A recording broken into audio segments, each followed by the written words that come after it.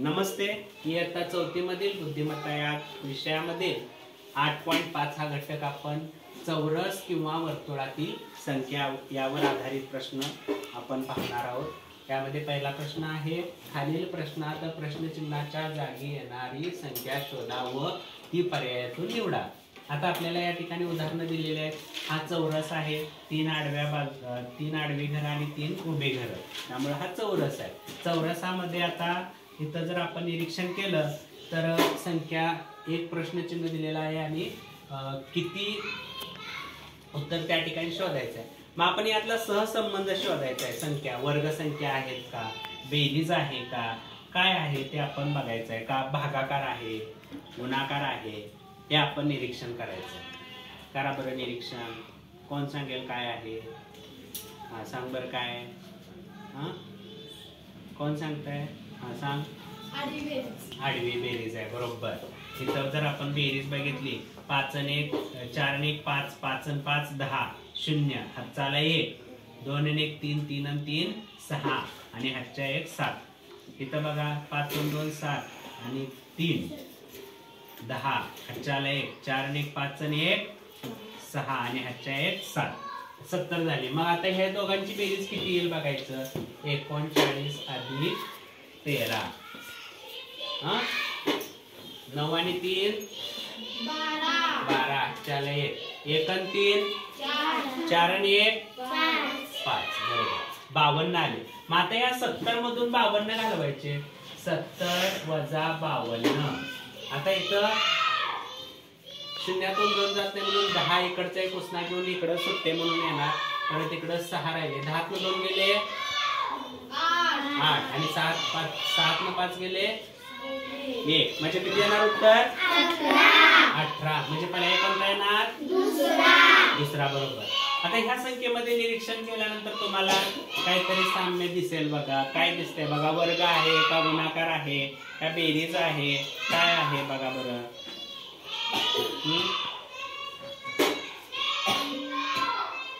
काय दिसतंय ते साम्य?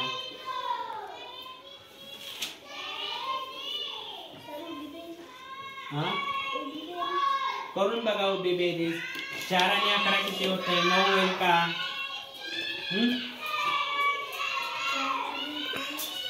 ते काय होईल रे सांगा.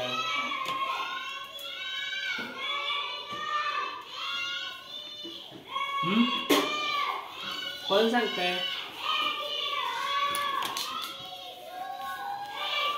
कोण सांगताय? बघा वजाबाकी करून येते का बघा, उभं किंवा आडवं. आता इथं बघा हे 28 आहे आणि हे 4 आहे आणि इथं 49 आहे. इथं 11 आहे, इथं 88 आहे, इथं 9 आहे, इथं 45 आहे आणि 25 आहे. बघा इथं भागाकार करायचा. 28 भागिले 4 किती येणार रे? 7. आणि 7 चा वर्ग केल्यावर बरोबर आहे का? इथं 9 भागिले 45 करा. 9 चा पाडा 45 होता का म्हणा. किती येते बघा? 5. आणि 5 चा वर्ग आलं लक्षात. यांचा भागाकार 28 भागिले 4 बरोबर 7 आणि त्या 7 चा वर्ग किती यायला लागला? 49. इथं पण बघा किती आहे? 45 आणि 9. 45 भागिले 9 किती आलं? 5. आणि 5 चा वर्ग किती आला? 25. 5 चा वर्ग किती आला? 25. आता 88 भागिले 11 करायचं. 88 भागिले 11 बरोबर किती आले? 8. मग 8 चा वर्ग किती येणार? 64. कुठे आहे बघा 64? किती पर्यायामध्ये आहे? आता इथं बघा, इथं निरीक्षण करा. कसल्या संख्या दिसतेत रे? वर्ग. आता कितीचा वर्ग आहे बघा. हा कितीचा आहे? 4. 4 नंतर 5 आहे का? 5 चा. 5 नंतर 6 चा 36, 7 चा 49, 8 चा 9 चा 81, 10 चा 100. म्हणजे आता 11 चा येणार. किंवा आता इथं 4 सुरू झालाय म्हटल्यावर 3 चा पण आहे का बघायचा. 3 चा पण मागचा पण राहिला असेल, पण 3 त्रिक 9 यात कुठे दिसतंय का? नाही. म्हणून आपल्याला कितीचा घ्यायला लागणार? 11 चा पुढचाच घ्यायला लागणार. मागचा पण असू शकतो, पुढचा पण. मागचा आपण बघितला. आता 4 चा वर्ग 16 आहे, पण 3 चा 9 इथं दिलाच नाही पर्याय. म्हणून 10 नंतरचा 11 चा घ्यायचा. 11 चा वर्ग किती येणार? 121. बरोबर. आता इथं संख्यांचं निरीक्षण करा, काय दिसतंय बघा.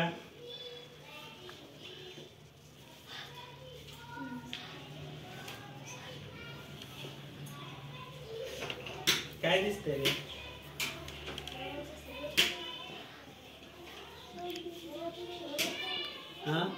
काय काय दिसतंय संख्यामध्ये? काय साम्य आहे? काय दिसतंय संख्यामध्ये साम्य बघा, सांगा बरं, कोण सांगतंय? काय आहे? अधिक वजा वर्ग घन असं नाही, सोपं आहे बघा. आता ही 5 आहे, त्याच्या समोरासमोरच्या संख्या बघा. 5 आणि 35 चा काय संबंध आहे सांगा? बरोबर, 5 7 म्हणजे 7 पर्यंत पाडा म्हणायला लागतंय. आणि 7 आणि 28 चा काय संबंध आहे बघा?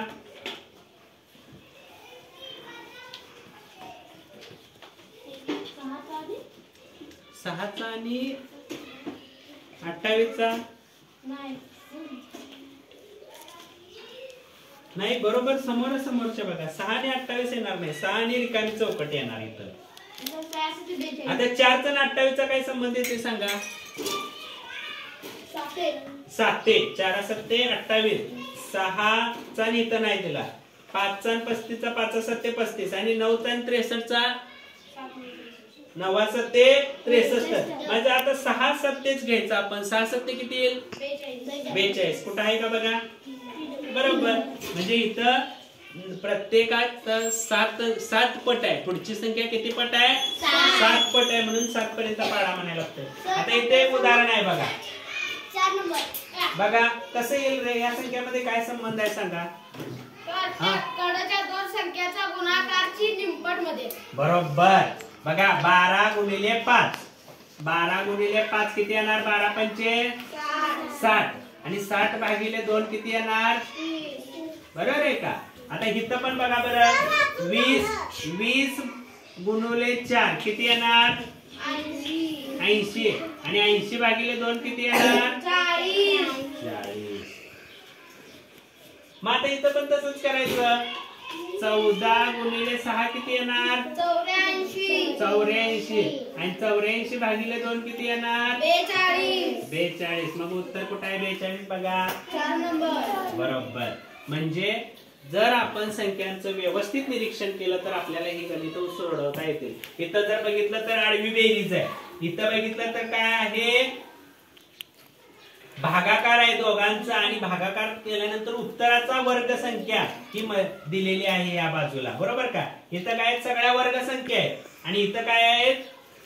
समोरची संख्या ही 7 पट आहे. म्हणजे प्रत्येक वेळी समोरची संख्या ही 7 पटीमध्ये. आणि इथं काय आहे? तर पहिल्यांदा गुणाकार केलेला आहे कडकडचा आणि मधला काय केलेला आहे? भागिले 2 केलेले आहे. धन्यवाद.